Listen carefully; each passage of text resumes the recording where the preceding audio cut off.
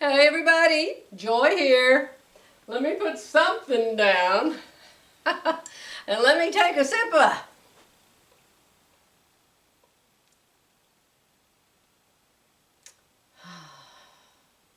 I'm behind on my coffee. Oh, do I love coffee? Do I love coffee? You know how I started drinking coffee? I was 18, 19 years old. My very first job was at General Electric in Oklahoma City, and it was a great big building. It had a real long hall down the middle, and then there was offices on both sides, and then down another hall going this way. You went back and there was this huge factory where they built parts that go to computers. And I worked about almost all the way down of the long hall that went this way. I'm talking, goodness, a block. It was long. And so I never did drink coffee. And I didn't drink anything at my desk. I never drank pop. We grew up with no pop in our house. My father thought pop was a terrible thing, and I agree with him. But no pop. We drank water, and sometimes we got to have a little bit of ginger ale in fruit punch because my mom and dad had meetings, church meetings or prayer meetings at our house. Seems like every week. But maybe once a month. I don't know. I was a kid. So Mother would make this fruit punch with fruit punch, that red stuff in the can. It's called Hawaiian. I think it's called Hawaiian punch. And then she would put a bottle of ginger ale in it. And so she would let us kids have a little bit of that. So that's about all the pop I had in my life. Every once in a while now I'll have a 7-Up, but nobody sells 7-Up. What is with that?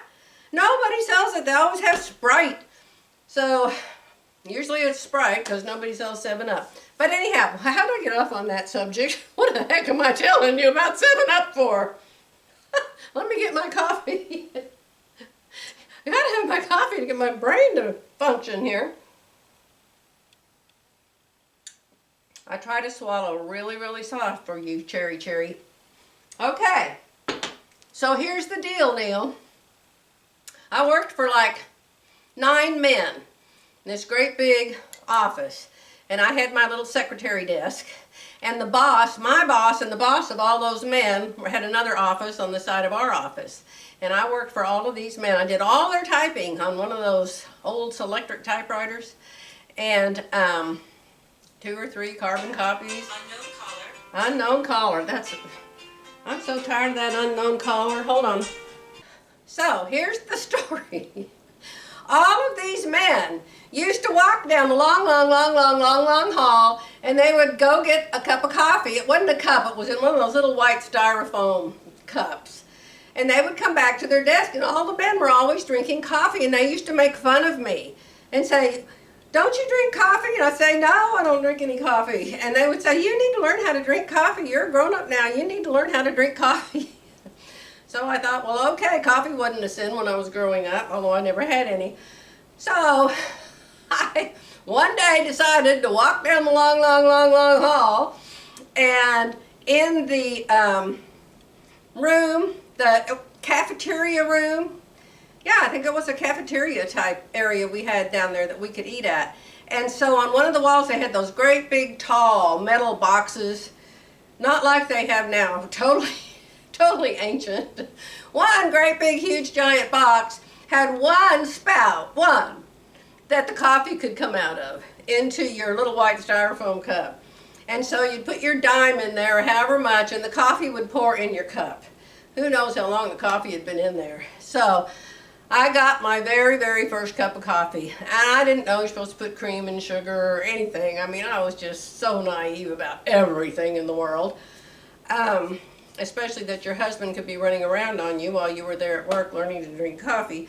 So I went up there and I got my very first cup of coffee, and I walked all the way down the long hall, and I went down and sat down at my desk and said, "All right, I'm going to drink this coffee just to shut you off." And I tell you what, that was the nastiest tasting stuff. It was so strong it could put hair on your toenail. about the cream and the sugar. And so then it dawned on my lightning fast mind. I had it back then, you know, I was 18, 19 years old. And it dawned on my lightning fast mind, if you wanted a break, you could say, I'm going to go get a cup of coffee. And then you could take a walk all the way down that hall and all the way back. So that's how I learned to drink coffee. Now, I actually didn't like it much then, but coffee's a lot different now, isn't it? Ooh, is it?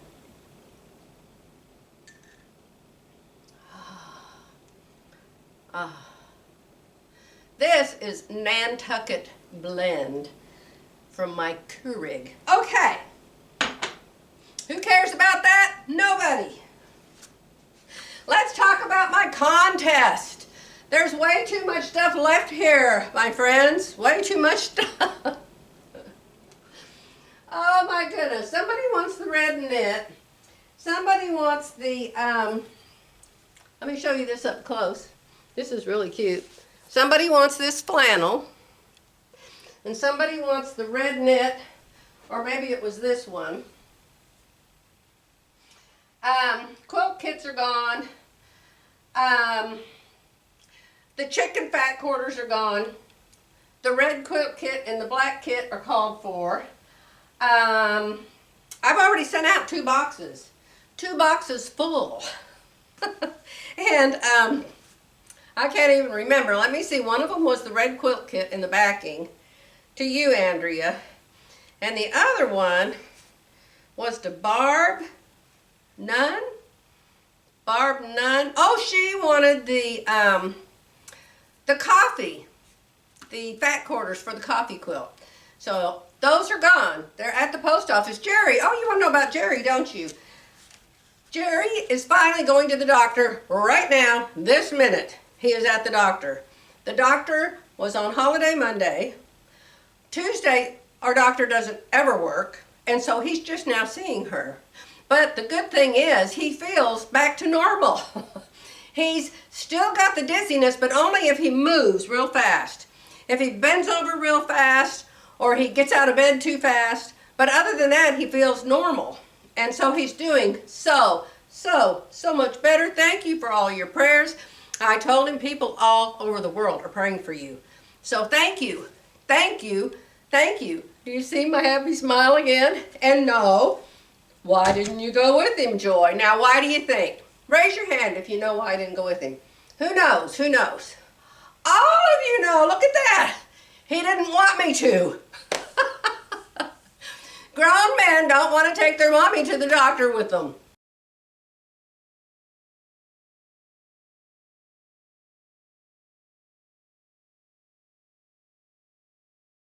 So that's why I'm here and he's at the doctor. So contest is still going on. I have heard from 8 people. There's 2 left. So who haven't I heard from? Let me see if I can figure it out. I've heard from 1, 5, 9, 10, 7, 4, 6, and 2. Who does that leave? Who does that leave? That leaves number 3 and number 8.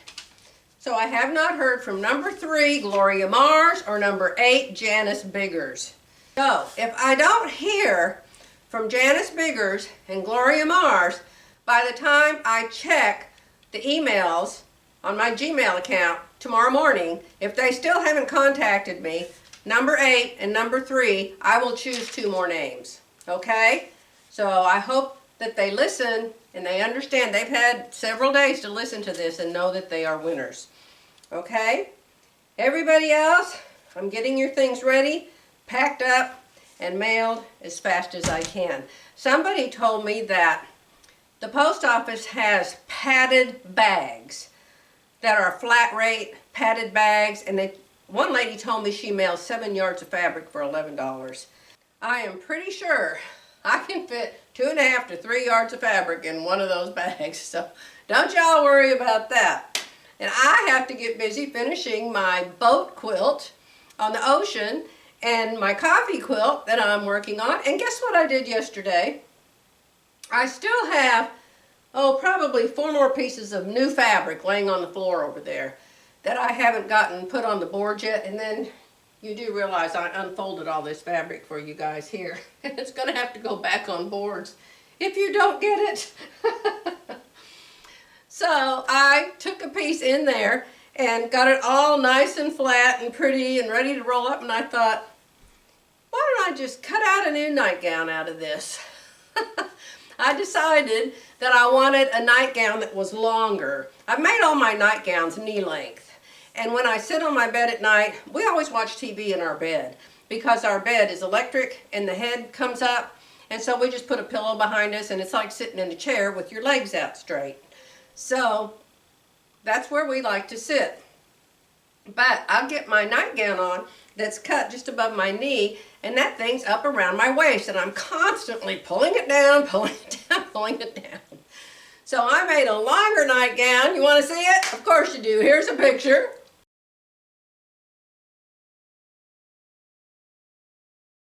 Soft, soft. I don't know how well that fabric will hold up. It's from Joann's, but it is so soft. I wore it last night and it stayed down. It stayed down. I was so excited. Anyway, I did that yesterday and that was very enjoyable. I was so glad to be sewing again and serging again with my wonderful collection of machines. But I wanted to update you on the contest. Like I said, if I don't hear from number 3 and number 8, I will choose 2 more winners. And then I'm thinking about choosing 10 more somehow. I don't know how. Okay, dear ones, I'm going to let you go. I wanted to get this up so you'll know what's going on. 2 people out. Got till tomorrow morning. If I don't hear from them, I'll choose 2 more winners. How about that? Bye for now.